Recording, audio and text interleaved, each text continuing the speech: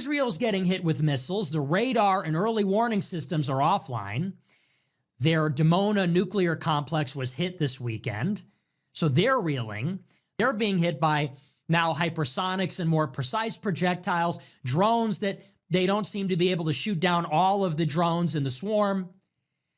The United States is running out of interceptors. It's running out of these very expensive, very finite interceptors that they need to carry on this protracted conflict. And then there's the oil problem.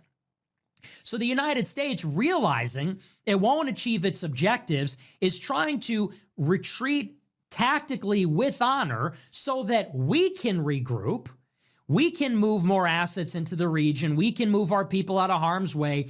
We can replenish our stockpile. That's why they're asking for $200 billion in budget reconciliation for the Pentagon, so they can make more interceptors, make more stuff, accelerate that timeline in preparation for the next war, in preparation for the next time. And in the meantime, while we're allocating $200 billion, while we're replenishing our stockpile of munitions, while we're doing the things we need to do to get ready for the next conflict, at the same time, you can bet with certainty that we are on the ground in Iran building an anti-government coalition.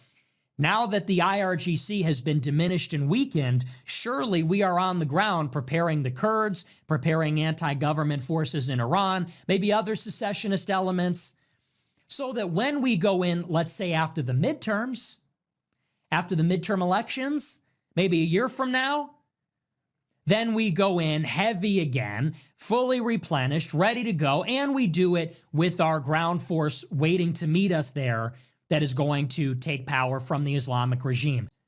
This oil crunch, we're not going to get back to normal, they say, at the minimum within 4 months.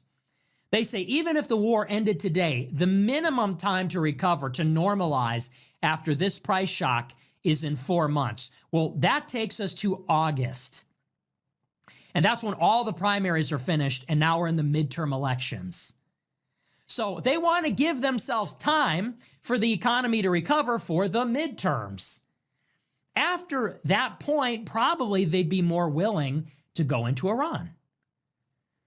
And the other constraint is the timeline of, again, it's the production timeline for interceptors. It's the timeline that Iran is going to rebuild their capabilities in parallel. And it matches a timeline from last year.